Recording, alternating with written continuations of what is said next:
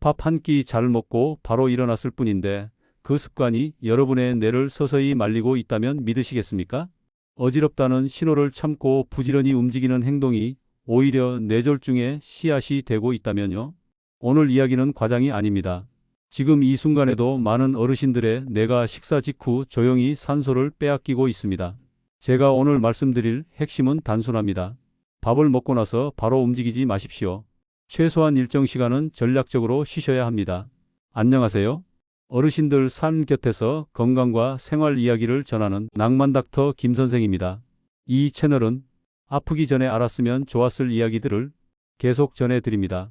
나이가 들수록 건강 정보는 늦게 알수록 손해입니다. 지금 구독해 두시면 앞으로 올라오는 중요한 정보들을 놓치지 않으실 수 있습니다. 오늘 저는 한 가지 질문으로 시작하겠습니다. 여러분은 밥을 드신 뒤 몇 분이나 앉아 계십니까? 혹시 숟가락을 내려놓자마자 바로 일어나 설거지를 하시거나 밖으로 나가시거나 집안일을 시작하시지 않습니까? 많은 분들이 이렇게 말씀하십니다. 밥 먹고 가만히 있으면 게으른 것 같아서요. 소화도 시킬 겸 움직여야지요. 평생 그렇게 살아와서 괜찮습니다. 하지만 몸은 그렇게 생각하지 않습니다. 특히 뇌는 전혀 다르게 반응합니다.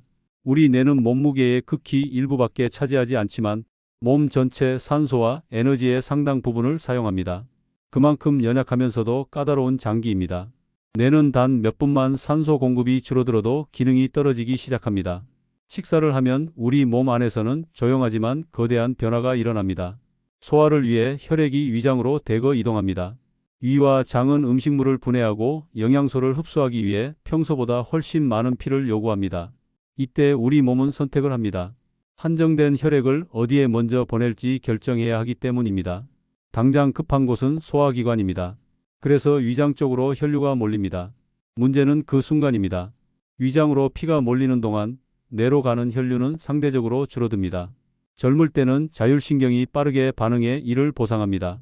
혈관을 수축시키고 심박을 조절해 뇌의 혈류를 유지합니다. 하지만 나이가 들수록 그 반응 속도는 느려집니다. 자율신경의 민첩함이 떨어지고 혈관은 점점 딱딱해집니다. 탄력을 잃은 혈관은 위기 상황에서 재빠르게 수축하지 못합니다. 그래서 같은 식사를 해도 60, 70 이후에는 상황이 달라집니다. 위장은 피를 가져가고 뇌는 상대적으로 부족해집니다. 그 결과 나타나는 신호가 바로 식후 졸림, 멍함, 어지러움입니다. 많은 어르신들이 이것을 단순히 나이 탓이라고 생각합니다. 하지만 이것은 단순한 노화 현상이 아닙니다. 뇌가 보내는 경고 신호입니다. 실제로 국내 여러 병원 연구에서 고령층에서 식후 혈압 저하가 흔하게 나타난다는 보고가 있습니다. 특히 65세 이후에는 식사 직후 혈압이 의미 있게 떨어지는 경우가 적지 않습니다. 문제는 본인이 그 사실을 모른다는 점입니다. 왜냐하면 갑자기 쓰러지는 경우보다 서서히 증상이 나타나는 경우가 훨씬 많기 때문입니다. 눈앞이 잠깐 흐려지고 머리가 멍해지고 몸이 무겁고 졸음이 쏟아집니다. 잠깐 쉬면 괜찮아지니 대수롭지 않게 넘깁니다. 하지만 이런 일이 매일 반복되면 어떻게 될까요? 뇌는 반복적으로 산소 부족 상황을 겪게 됩니다. 이는 장기적으로 인지 기능 저하와도 연결될 수 있습니다. 저는 진료실에서 이런 말씀을 자주 듣습니다. 밥만 먹으면 너무 졸려요. 식사 후에 갑자기 기운이 쫙 빠집니다. 일어날 때 눈앞이 깜깜해요. 이 중 세 가지 이상이 반복된다면 단순 피곤이 아닐 수 있습니다. 특히 식후에만 증상이 심해진다면 더 그렇습니다. 여기서 한 분의 사례를 말씀드리겠습니다. 72살의 박영숙 어르신입니다. 평생 부지런하게 살아오신 분이었습니다. 어르신은 늘 이렇게 말씀하셨습니다. 밥 먹고 바로 움직여야 소화가 되지 가만히 있으면 더 안 좋아. 하지만 최근 몇 달 사이 식사 후 어지러움이 잦아졌습니다. 처음에는 잠깐이었지만 점점 강도가 세졌습니다. 결국 어느 날은 부엌에서 잠시 중심을 잃고 벽을 짚으셨습니다. 병원 검사에서는 큰 이상이 없다고 했습니다. 혈압도 크게 나쁘지 않았습니다. 하지만 증상은 분명히 존재했습니다. 저는 어르신께 한 가지 질문을 드렸습니다. 식사 후 몇 분이나 쉬십니까? 어르신은 웃으며 대답하셨습니다. 쉬긴요? 바로 일어나 설거지하죠. 그 한 문장이 문제의 핵심이었습니다. 식사 직후 위장으로 몰린 혈류가 아직 회복되지 않은 상태에서 바로 서고 움직이면 중력까지 더해져 뇌로 가는 혈액은 더 줄어듭니다. 다리 근육도 피를 요구하기 시작합니다. 위장과 근육이 동시에 혈액을 가져가면 뇌는 가장 뒤로 밀립니다. 젊은 사람은 버티지만 고령층의 자율신경은 이 상황을 빠르게 수습하지 못합니다. 그 결과가 바로 식후 어지럼입니다. 하지만 여기에는 방법이 있습니다. 그저 소파에 기대는 것이 아니라 의학적으로 의미 있는 방식으로 쉬어야 합니다. 왜 식후 20분이 결정적인 시간인지, 어떻게 쉬어야 뇌의 혈류를 지킬 수 있는지, 그리고 실제로 회복한 또 다른 사례를 자세히 말씀드리겠습니다. 이제 왜 하필 20분인지 말씀드리겠습니다. 많은 분들이 묻습니다. 5분이면 충분하지 않습니까?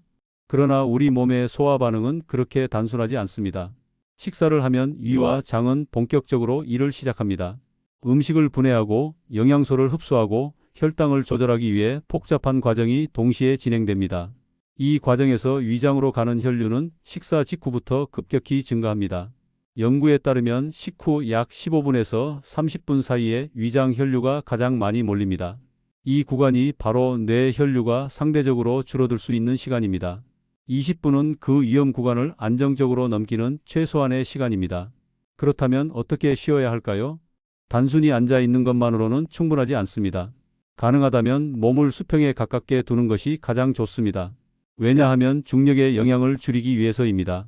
서 있거나 앉아 있을 때는 심장이 중력을 거슬러 머리까지 피를 밀어 올려야 합니다.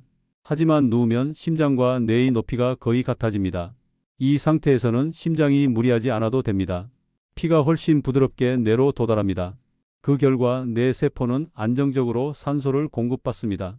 위산 역류가 걱정되시는 분들은 완전히 평평하게 누울 필요는 없습니다. 상체를 약간만 올려도 충분합니다. 등 뒤에 쿠션을 받쳐 심장과 머리의 높이를 크게 차이나지 않게 유지하시면 됩니다. 중요한 것은 움직임을 최소화하는 것입니다. 설거지, 청소, 세탁기 돌리기, 밖에 나가기 모두 잠시 미루십시오. 20분은 결코 긴 시간이 아닙니다. 20분은 뇌를 위한 보험과 같습니다. 하루 3끼 식사 후 20분씩이면 하루 1시간입니다. 그 1시간이 10년 후의 인지 기능을 지킬 수도 있습니다. 여기 또 다른 사례를 말씀드리겠습니다.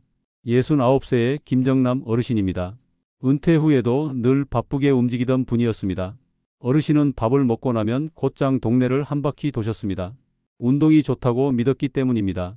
하지만 식후 산책 직후 유독 어지럽고 숨이 찼습니다. 처음에는 체력이 떨어진 줄 알았습니다. 하지만 검사를 해보니 식후 혈압이 눈에 띄게 떨어지고 있었습니다. 식사 후 바로 활동이 문제였습니다. 저는 어르신께 식사 직후 산책을 중단하고 20분 휴식 후 천천히 움직이도록 조정해 드렸습니다. 단지 그 변화 하나였습니다. 3주 후 어르신은 이렇게 말씀하셨습니다. 밥 먹고 나면 머리가 맑습니다. 예전처럼 핑 돌지 않습니다. 산책은 식후 30분 이후로 옮겼고 증상은 거의 사라졌습니다. 이 사례가 말해주는 것은 단순합니다. 움직임이 나쁜 것이 아니라 타이밍이 중요하다는 것입니다. 식후 즉각적인 활동은 위장과 근육이 동시에 혈액을 요구하게 만듭니다. 그러면 뇌는 뒤로 밀립니다. 반대로 일정 시간 안정시키면 혈류는 다시 균형을 찾습니다. 이제 한 가지 더 짚고 넘어가겠습니다. 왜 60 이후에 이런 현상이 더 뚜렷해질까요? 첫째는 자율신경의 둔화입니다. 젊을 때는 혈압이 떨어지면 즉각 보상 반응이 일어납니다. 그러나 나이가 들수록 이 반응은 느려집니다. 둘째는 혈관 탄성의 감소입니다. 탄력이 떨어진 혈관은 빠르게 수축하지 못합니다. 그 결과 순간적인 혈압 변화에 적절히 대응하지 못합니다. 셋째는 복용 중인 약물의 영향입니다. 고혈압 약이나 이뇨제는 혈압을 낮추는 방향으로 작용합니다. 식후 혈압 하강과 겹치면 어지럼이 심해질 수 있습니다. 따라서 식후 어지럼을 단순히 나이 탓으로 넘기면 안 됩니다. 반복된다면 반드시 원인을 확인해야 합니다.